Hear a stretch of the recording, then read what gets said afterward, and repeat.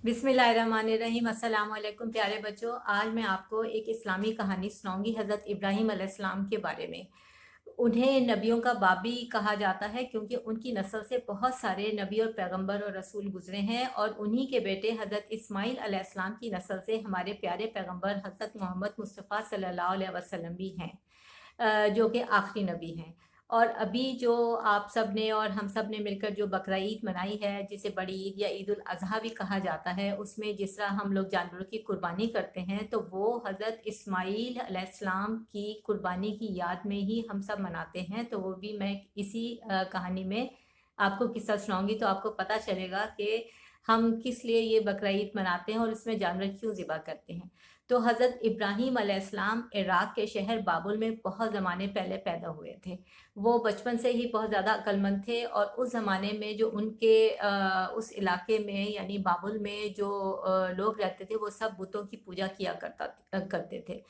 तो हज़रत इब्राहीम अलैहिस्सलाम के जो वालिद थे, उनका नाम तारिक था, और वो उनका लक़ब आज़र था। लक़ब कहते हैं कि जो कोई इंसान किसी एक अपने नाम के बजाय दूसरे नाम से जो मशहूर हो जाता है, उसे लक़ब कहा जाता है। वो इसलिए कि वो अपनी कम्युनिटी के ये या जो आसपास के जो लोग थे उस उनके चारों तरफ उनकी वो बहुत मदद किया करते थे। तो इस आज़र का मतलब उनकी ज़ुबान में मददगार था। वो बुत बनाया करते थे, पूछते तो थे ही, लेकिन वो बुत बनाया भी करते थे। तो हज़रत इब्राहीम अलैहिस्सलाम तो बचपन से ही बुतों से ही खेलते थे, क्योंकि उनके वालिद बैठ के जब बुत बनाते थे तो वो छोटे से होते थे, तो वो उन बुतों से खेला करते थे। तो वो जब थोड़े से और बड़े हुए और अपने वालिद साहब के साथ जब वो बुत खाने गए हैं, तो उन्होंने देखा कि जिन बुतों से वो दिन रात खेलते हैं, सारे लोग उनके आगे इबादत कर रहे हैं, उनकी पूजा कर रहे हैं, उनके सामने सजदा कर रहे हैं, उनसे अपनी तकलीफ़ें बयान कर रहे हैं, और उनसे जो है वो माफ़ी तलब कर रहे हैं, और उनसे अपनी बख्शिश चाह रहे हैं। तो वो बड़े हैरान रह गए। उन्होंने कहा कि ये क्या माजरा है, ये मेरे खिलौनों के सामने ये सब क्या हो रहा है। तो वो जो थे बचपन से ही बहुत ज़हीन और एक दाना दाना कहते हैं अक्लमंद को, तो वो उस तरह के बच्चे थे। और उनकी समझ में ये बात नहीं आती थी कि बुत जो ना बोल सकते हैं ना देख सकते हैं, उनकी ये सारे लोग बैठ के इबादत क्यों कर रहे हैं। तो वो सोच विचार में पड़े रहते थे।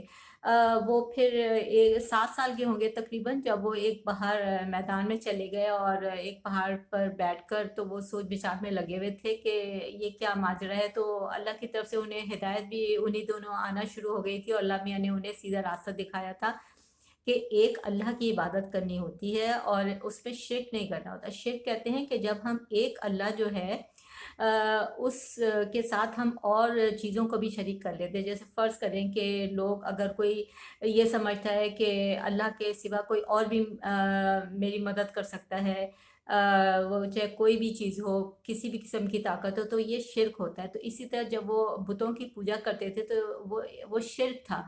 तो उन्हें बचपन ही से जब वो 7 साल की उम्र के थे, जब से ही अल्लाह मियाँ ने उन्हें हिदायत दे दी थी।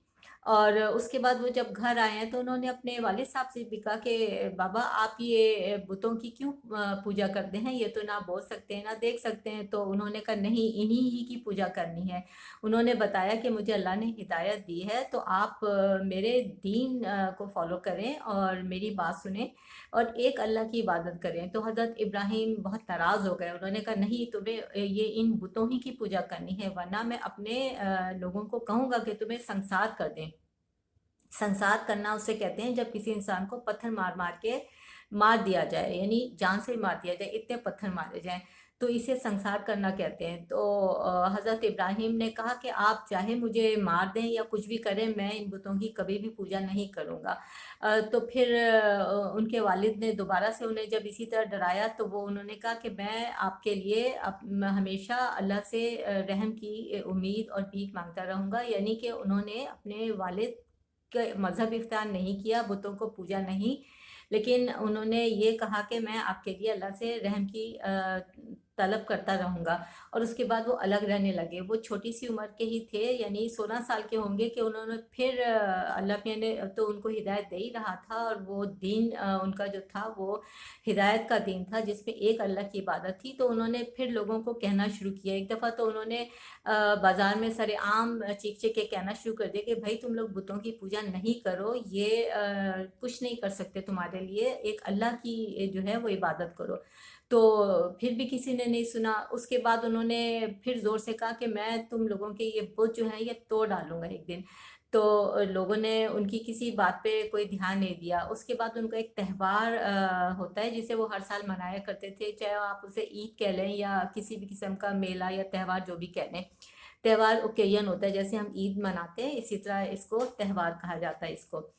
تو وہ سارے لوگ جس دن ان کا وہ عید یا تہوار تھا وہ منانے کے لیے ایک باہر میدان میں جمع ہو جاتے ہیں۔ تو وہ پہلے اپنے صبح ہی صبح بتوں کے پاس جاتے ہیں، اور ان کی عبادت کرنے کے بعد ان کے سامنے کھانا وغیرہ رکھ دیتے ہیں، اور اس کے بعد پھر وہ چلے جاتے ہیں شہر کے باہر، اور وہاں پھر جمع ہو کر کھیلتے ہیں کودتے ہیں، اور جو بھی ان کے مشغلے ہوتے ہیں اس تہوار والے دن، ہلا گلا کرنا، بیٹھ کے کھانا وانا کھانا، وہ سارے وہ کرتے رہے۔ اور اس کے بعد حضرت ابراہیم علیہ السلام ان کے ساتھ نہیں گئے۔ انہوں نے کہا بھی تھا کہ چلو ہمارے ساتھ، لیکن انہوں نے کوئی بہانہ کر دیا، اور اس کے بعد انہوں نے کلہاڑا لیا اور جا کے بتوں کو توڑنا شروع کر دیا ایک کے بعد ایک۔ اس سے پہلے انہوں نے کہا بھی تھا کہ تم لوگ نہ دیکھ سکتے ہو نہ بول سکتے ہو، تو تمہاری کیوں کوئی پوجا کرے۔ اور اس کے بعد انہوں نے سب کو توڑنا شروع کر دیا، اور سب سے بڑے بت کو نہیں توڑا، اس کے کندھے پر کلہاڑی رکھ دی، اور اس کے بعد جا کے اپنے گھر میں آرام سے لیٹ گئے۔ جب وہ سارے لوگ واپس آئے ہیں تو انہوں نے دیکھا کہ ان کے تو سارے کے سارے بت گرے پڑے ہیں۔ وہ تو ان کی غصے سے اور حیرت سے چیخ نکل گئی یہ لوگوں کی۔ اب انہوں نے سوچنا شروع کیا کہ یہ کون کر سکتا ہے۔ تو پھر ایک نے کہا کہ ابھی کل پرسوں ہی تو ایک جو لڑکا ہے جو لوگوں کو ہدایت کی طرف بلاتا رہتا ہے اور کہتا رہتا ہے کہ اللہ کی طرف آؤ، تو یہ اسی کا کام ہوگا۔ اس نے ابھی کل پرسوں ہی بازار میں سب کے سامنے کہا تھا کہ میں بتوں کو توڑ دوں گا۔ تو انہوں نے اس کو بلایا، حضرت ابراہیم علیہ السلام کو اپنے پاس آنے کو کہا۔ وہ اس وقت 16 سال کے تھے، نوجوان سے، اور ان سے کہا کہ بھئی یہ بت کس نے توڑے ہیں۔ تو حضرت ابراہیم ڈرے نہیں، کیونکہ وہ سارے طاقتور تھے، غصے میں تھے، لیکن حضرت ابراہیم پھر بھی نہیں ڈرے ان سے۔ اور انہوں نے کہا کہ بھئی یہ جو آپ کا بڑا بت کھڑا ہوا ہے اس سے پوچھ لیں آپ، یہ بتائے گا آپ کو کہ کس نے توڑا ہے۔ تو وہ کہنے لگے بھئی تمہیں پتا تو ہے کہ یہ بول نہیں سکتا، ہمارا بھگوان یا خدا یا جو بھی ہے یہ بات نہیں کر سکتا۔ تو انہوں نے کہا کہ جب آپ کا خدا بات ہی نہیں کر سکتا تو پھر آپ اسے کیوں اپنا خدا مانتے ہیں یا دیوتا مانتے ہیں، اس کی کیوں پوجا کرتے ہیں جب اس میں اتنی طاقت بھی نہیں ہے، اور یہ اپنے باقی کے ساتھیوں کو بچا بھی نہیں سکا۔ جو چھوٹے بت تھے جب وہ ٹوٹ رہے تھے تو اس نے کیوں نہیں روکا جو بھی توڑا تھا، یا ان کی مدد کیوں نہیں کی۔ تو وہ سارے کے سارے لاجواب تو ہو گئی، لیکن اس کے باوجود جو ہے ان کے دلوں پر، کیونکہ اللہ میاں نے مہر لگائی ہوئی تھی، وہ ماننے کے باوجود جو ہے انہوں نے کچھ کہا نہیں۔ لیکن اس کے بعد سارے کے سارے مل بیٹھ کے سوچنے لگے کہ اب کیونکہ اس نے ہمارے بتوں کو توڑا ہے ابراہیم نے، تو ہم اس کو سزا دیں گے۔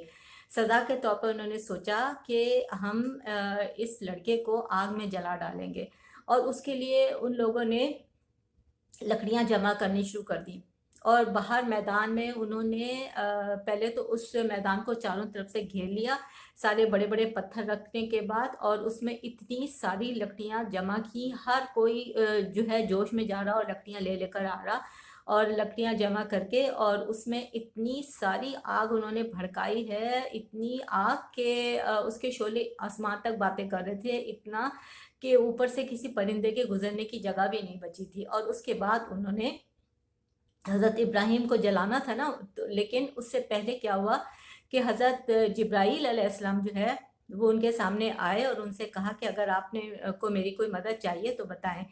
تو انہوں نے منع کر دیا۔ اور اس کے بعد کچھ روایت یہ ہوتی ہیں کہ جو ایک بات چلی آ رہی ہوتی ہے، اور یہ حقیقت ہو بھی سکتی ہے اور حقیقت نہیں بھی ہو سکتی۔ تو ان سے وہ بادل کا ایک فرشتہ آیا اور اس نے کہا کہ اگر آپ کہیں تو میں بادل برساؤں اور اس آگ کو میں ٹھنڈا کر دوں۔ تو انہوں نے کہا نہیں، میرا خدا ہے وہی کرے گا جو کرے گا۔ اور اس وقت جو ہے وہ دعا مانگ رہے تھے، حسبنا اللہ و نعم الوکیل، یعنی اے اللہ تو ہی میرے لیے کافی ہے، اور اللہ مجھے کبھی کسی مصیبت میں تنہا نہیں چھوڑتا، مجھے لیٹ ڈاؤن نہیں ہونے دیتا۔ تو وہ یہ دعا پڑھ رہے تھے، اور اس میں جب آگ میں انہیں ڈالا گیا، بھڑکتی ہوئی آگ میں، تو کیا ہوا اسی وقت اللہ میاں نے تو صرف ان کا امتحان لینا تھا، اللہ میاں نے ان کو جلانا نہیں تھا، یہ صرف ان کی آزمائش تھی، اور وہ اس آزمائش میں پورے اترے تھے کہ انہوں نے ان کے بتوں کی پوجا کرنے کے بجائے آگ میں جلنا جو ہے وہ زیادہ بہتر سمجھا تھا۔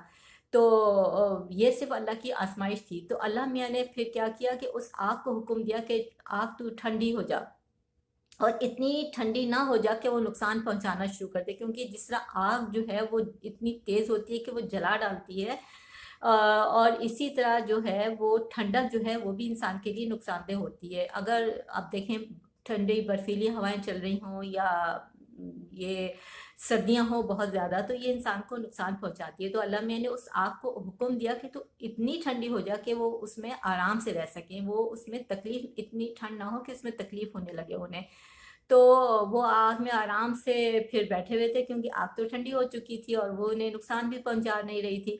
تو یہ منظر بھی سارے وہاں جتنی دنیا جمع تھی سب تماشا دیکھنے کے لیے کھڑے تھے۔ آپ یہ دیکھیں کہ انسان کتنا سنگ دل ہوتا ہے کہ دوسرے انسان کو آگ میں جلتے ہوئے دیکھ کر وہ تماشا دیکھ رہا ہوتا ہے، بجائے اس کے کہ کوئی مدد کرتا، کوئی ان کے لیے آواز اٹھاتا، کوئی بھی نہیں، سب کھڑے ہیں تماشا دیکھنے کے لیے، بلکہ بڑھ بڑھ کے جا کے لکڑیاں لا رہے تھے تاکہ اور زیادہ آگ بھڑکائے۔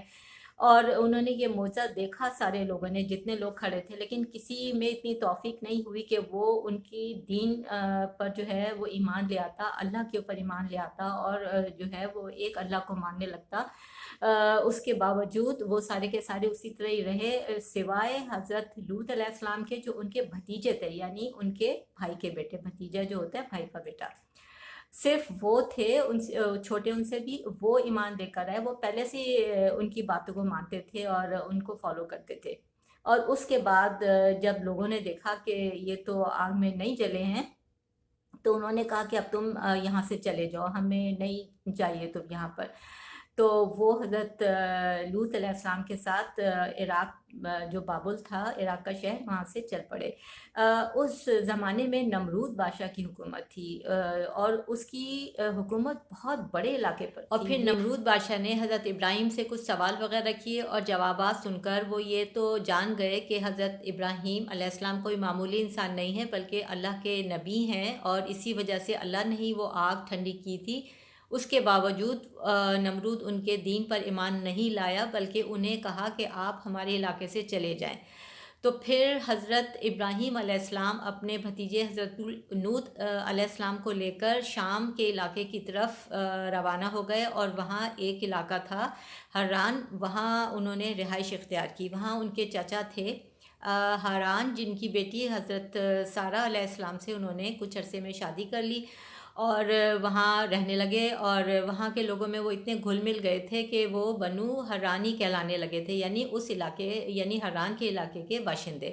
جیسے آج کل بھی آپ دیکھیں پاکستان میں کچھ لوگ اگر سمجھتے ہیں کہ زندگی مشکل ہو رہی ہے تو وہ کبھی کینیڈا، کبھی امریکہ، کبھی دبئی وغیرہ چلے جاتے ہیں۔ اس طرح پہلے زمانے میں بھی ہوتا تھا، جب کوئی انسان ایک جگہ مشکل حالات کا شکار ہوتا تھا تو وہ دوسرے علاقے میں چلا جاتا تھا۔ اس کے بعد یہ ہوا کہ وہاں کے لوگ جو ستاروں کی پوجا کرتے تھے، انہوں نے حضرت ابراہیم کو اپنے دین کی طرف بلانا شروع کیا، اور حضرت ابراہیم نے انہیں اپنے دین کی طرف بلانا شروع کیا۔ اب دونوں ایک دوسرے کی بات جو ہے وہ ابھی کسی طرف نہیں لے کر گئے تھے، یعنی نہ انہوں نے ان کا دین اختیار کیا نہ حضرت ابراہیم نے، لیکن وہ کیونکہ بہت زیادہ تھے، میجورٹی کہہ لیں یا اکثریت کہہ لیں، تو اب حضرت ابراہیم کو تھوڑی مصلحت سے کام لینا تھا۔ وہ ان کے ساتھ ایک دن یعنی وہ لوگ تو کیونکہ ستاروں کی اور چاند کی پوجا کرتے تھے رات کے وقت، تو وہ رات کے وقت ایک دن ان کے ساتھ گئے تاکہ وہ دیکھیں کہ یہ کس طرح پوجا کرتے ہیں ستاروں کی۔ جب ایک چمکتا ہوا ستارہ طلوع ہوا، یعنی آسمان پر ان کو دکھائی دیا، تو حضرت ابراہیم نے کہا ہاں بھائی یہ تو ہمارا خدا ہو سکتا ہے۔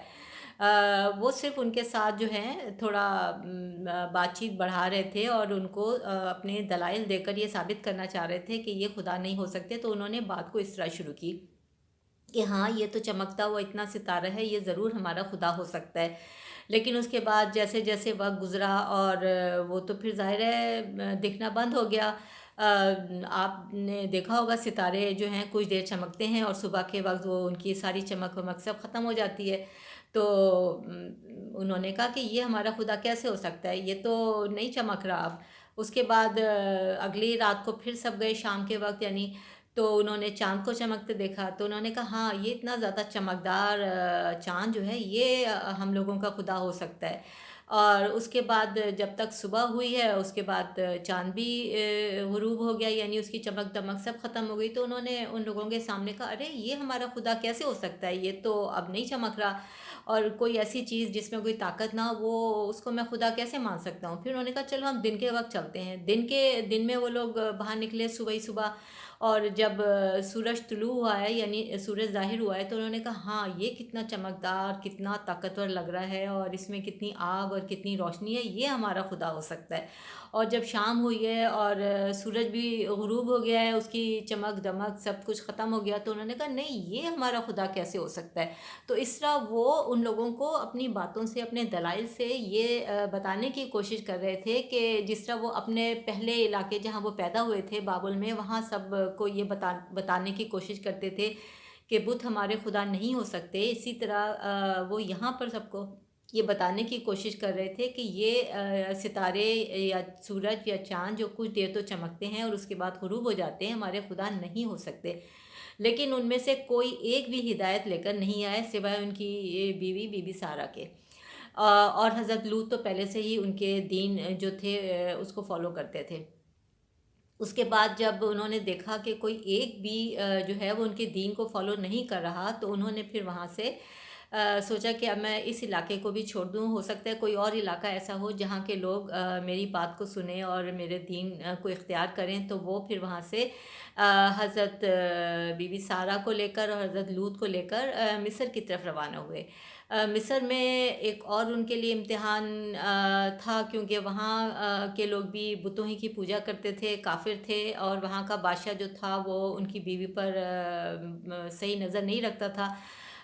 اور 2-3 دفعہ اس نے کوشش کی تو اللہ میاں نے اس کی کوششوں کو ناکام بنا دیا، اس کے ہاتھ جو تھے وہ بالکل بیکار ہو گئے تھے۔ تو پھر اس کے بعد حضرت بی بی سارہ کی دعا سے وہ ٹھیک تو ہوا، لیکن اس کے بعد وہ سمجھ گیا کہ یہ لوگ جو ہیں یہ ہمارے عام انسان نہیں ہیں بلکہ خدا کی طرف سے بھیجے گئے حضرت ابراہیم جو ہیں وہ نبی ہیں اور یہ انہی کی بیوی ہیں۔ تو اس وجہ سے انہوں نے ان کو یہی کہا کہ آپ واپس اپنے علاقے میں چلے جائیں، اور ساتھ انہوں نے اپنی بیٹی حضرت ہاجرہ کو بھی ان کی کنیز کے طور پہ یعنی حضرت سارہ کی نوکرانی کے طور پہ ساتھ کر دیا تھا۔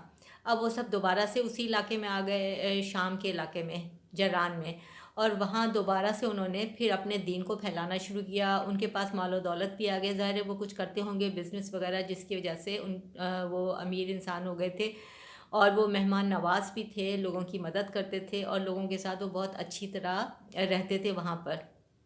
انہوں نے ستاروں کا جو تھا ان کی پوجا شروع نہیں کی تھی، لیکن ان کا جو مذہب تھا ایک خدا پر ایمان، اس پر بھی لوگوں نے کوئی ایک بھی ایمان نہیں لایا تھا۔ اس کے بعد یہ ہوا کہ کافی اب ان کی عمر ہو چکی تھی، تو حضرت بی بی سارہ نے ان کی شادی اپنی جو نوکرانی تھی حضرت ہاجرہ علیہ السلام ان کے ساتھ کرا دی، اور ان کے ایک بیٹا پیدا ہوا جس کا نام انہوں نے حضرت اسماعیل علیہ السلام رکھا۔ پھر اللہ تعالیٰ نے انہیں یہ کہا کہ اپنے بیوی بچے کو جو ابھی اتنا چھوٹا تھا، دودھ پیتا بچہ تھا، کہیں دور ویرانے میں چھوڑا۔ تو وہ اپنی بیوی حضرت ہاجرہ علیہ السلام اور اپنے بیٹے حضرت اسماعیل علیہ السلام کو لے کر نکلے باہر، اور مکہ کے ایک ویران علاقے میں چھوڑ کر واپس جانے لگے۔ تو اس وقت حضرت ہاجرہ نے کہا کہ یہ آپ مجھے اور اتنے چھوٹے سے معصوم بچے کو اس نے ویرانے میں جہاں نہ کوئی پانی ہے نہ کوئی گھاس پھوس، کوئی نباتات جس کو کہ گھاس پھوس اور یہ چیزیں کہتے ہیں، کوئی پھل وغیرہ کے درخت یا کچھ بھی نہیں تھا، یہاں تو صرف ایک پہاڑ ہیں، ویران ہے، اور آپ ہمیں یہاں کیسے چھوڑ کر جا سکتے ہیں؟ تو انہوں نے کوئی جواب نہیں دیا، انہوں نے دوبارہ اور چل پڑے، انہوں نے دوبارہ پوچھا، انہوں نے کوئی جواب نہیں دیا۔ تیسری دفعہ انہوں نے کہا کیا اللہ تعالیٰ نے آپ کو حکم دیا ہے؟ تو انہوں نے کہا ہاں جی۔ تو اس کے بعد وہ چلے گئے، حضرت بی بی حاجرہ نے کہا ٹھیک ہے پھر جو اللہ چاہتا ہے پھر تو میں بالکل یہ بات مانتی ہوں. تو اور وہ وہاں اپنے چھوٹے سے بچے کے ساتھ اس ویران علاقے میں رہنے لگی. ان کا جو جو تھوڑا بہت کھانا اور پانی ان کے ساتھ تھا وہ تو ایک آدھ دن میں ہی ختم ہو گیا تھا. اور اس کے بعد وہ اپنے بچے کا رونا بلکنا نہیں دیکھ سکتی تھی. چھوٹا سا جو حضرت اسماعیل علیہ السلام تھے ان کو ایک جگہ لٹا کر، اور وہ ایک پہاڑ تھا وہاں پر صفا، اور وہاں ایک اور اس کے قریبی تھا مروہ. وہاں وہ انہوں نے بھاگ بھاگ کے پانی کی تلاش میں اور کسی اور کھانے پینے کی تلاش میں انہوں نے 7 چکر لگائے ہیں. اور جب وہ واپس آئی ہیں بارہا، تھوڑی دیر کے بعد وہ بیچ میں آ کے دیکھتی تھیں اپنے بچے کو اور پھر چلی جاتی تھیں. اور پھر اس کے بعد 7ویں چکر میں انہوں نے دیکھا کہ حضرت جہاں اسماعیل علیہ السلام لیٹے ہوئے تھے تو وہاں سے پانی کا چشمہ ایک نکل کے بہہ رہا تھا. وہاں یہ ہوا تھا کہ حضرت جبرائیل علیہ السلام کو اللہ نے حکم دے کر بھیجا تھا. انہوں نے ایک پر مارا تھا اور وہاں پر ایک چشمہ نمودار ہو گیا تھا. اور اس کے بعد پھر وہاں پر آبادی بڑھی. وہاں ایک عرب کے علاقے سے ایک قافلہ آیا جو بنو جرہم کہلاتا تھا، وہ جو قبیلہ تھا، اور وہ وہاں آباد ہو گئے. اور وہیں حضرت اسماعیل پلے بڑھے اسی جگہ پر ان لوگوں کے ساتھ. بعد میں ان کی نسل آگے بڑھی، لیکن پھر یہ ہوا کہ حضرت ابراہیم جب آئے ملنے کے لیے تو بہت زیادہ حیران رہ گئے. اور پھر ایک دفعہ جب وہ آئے تو وہاں راستے میں تھے ابھی مکہ کے علاقے میں کہ حضرت ابراہیم علیہ السلام نے ایک خواب دیکھا تھا کہ وہ اپنے بیٹے حضرت اسماعیل علیہ السلام کو ذبح کر رہے ہیں. تو وہ سمجھ گئے کہ اللہ تعالیٰ کی طرف سے انہیں یہ پھر ایک آزمائش ان کے اوپر ڈالی گئی ہے. تو انہوں نے اپنے بیٹے حضرت اسماعیل علیہ السلام سے جب اس بات کے بارے میں پوچھا تو انہوں نے کہا ہاں میں بالکل اس کے لیے تیار ہوں. اور جب انہوں نے ان کو ذبح کرنا چاہا تو اسی وقت اللہ تعالیٰ نے ایک حضرت جبرائیل علیہ السلام کے ذریعے وہاں پر ایک مینڈھا جنت سے بھیج دیا جس کو اللہ تعالیٰ نے قربان کرنے کا حکم دیا تھا. اور اس طرح حضرت اسماعیل علیہ السلام کی جگہ وہ مینڈھا حضرت ابراہیم علیہ السلام نے ذبح کیا. اور اور بچوں، اللہ تعالیٰ کو اس باپ بیٹے کی وہ آزمائش اور وہ عمل اتنا زیادہ پسند آیا تھا کہ رہتی دنیا تک کے لیے اس واقعے کو یادگار بنا دیا تھا. اور ہر سال مسلمان عید الاضحیٰ والے دن جو قربانی پیش کرتے ہیں جانوروں کی، وہ اسی واقعے کی یادگار کے طور پر ہے. اس کے ساتھ ہی اللہ تعالیٰ نے حضرت بی بی حاجرہ کا وہ عمل بھی اتنا پسند فرمایا تھا کہ حج کے مناسک میں وہ شامل کر دیا گیا ہے. مسلمان جب حج کرنے جاتے ہیں تو 2 پہاڑوں یعنی کوہ صفا اور کوہ مروہ کے درمیان وہ 7 دفعہ دوڑ کر چلتے ہیں. کوہ کہتے ہیں پہاڑ کو. اس کے بعد اللہ تعالیٰ نے حضرت ابراہیم علیہ السلام کو حکم دیا کہ آپ حج بیت اللہ کے لیے خانہ کعبہ کی تعمیر کریں. یعنی اس کا مطلب ہے کہ خانہ کعبہ کو آپ بنائیں. وہ بہت زمانے پہلے حضرت شیس علیہ السلام نے تعمیر کیا تھا فرشتوں کی مدد سے. وہ بھی ایک پیغمبر تھے، لیکن اب وہ ٹوٹ چکا تھا. اس کے بعد بھی کئی دفعہ بنا لیکن اب اس کے آثار وہاں نہیں تھے، ٹوٹ چکا تھا وہ. تو حضرت ابراہیم نے حضرت اسماعیل کے ساتھ مل کر اور وہاں کے اور لوگوں کے ساتھ مل کر جو بنو جرہم قبیلہ تھا ان کے ساتھ مل کر وہاں پر خانہ کعبہ کی تعمیر کی. اور اس کے بعد اللہ کے حکم سے جب انہوں نے اعلان کیا کہ اب مسلمان یہاں آ کر حج کر سکتے ہیں تو لوگ جوک در جوک وہاں پر آ کر حج کے لیے جمع ہونے لگے. اس کا مطلب ہوتا ہے بڑے جوش و خروش اور خوشی کے ساتھ. تو اس طرح آج آپ نے حضرت ابراہیم علیہ السلام اور ساتھ ان کے بیٹے حضرت اسماعیل علیہ السلام کی کہانی سنی. اللہ نے ان کے اوپر بہت زیادہ آزمائشیں ڈالی تھی لیکن وہ ہر آزمائش میں پورے اترے تھے.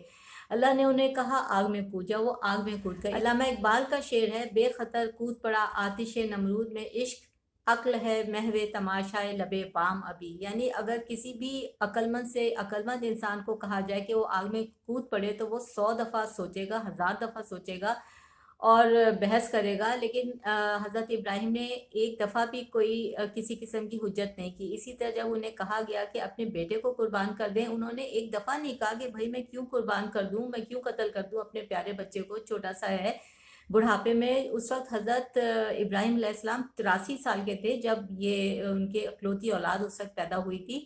اس کے باوجود انہوں نے ذرا بھر نہیں سوچا. تو اللہ تعالیٰ کو اسی لیے حضرت ابراہیم علیہ السلام اور حضرت اسماعیل علیہ السلام کی یہ ساری آزمائشیں بہت زیادہ، جس میں وہ پورے اترے، بہت زیادہ پسند ہے. تو انشاءاللہ بچوں میں آپ کو پھر دوبارہ سے کوئی اور کسی پیغمبر کی کہانی سناؤں گی، پھر ملیں گے انشاءاللہ۔ اللہ حافظ۔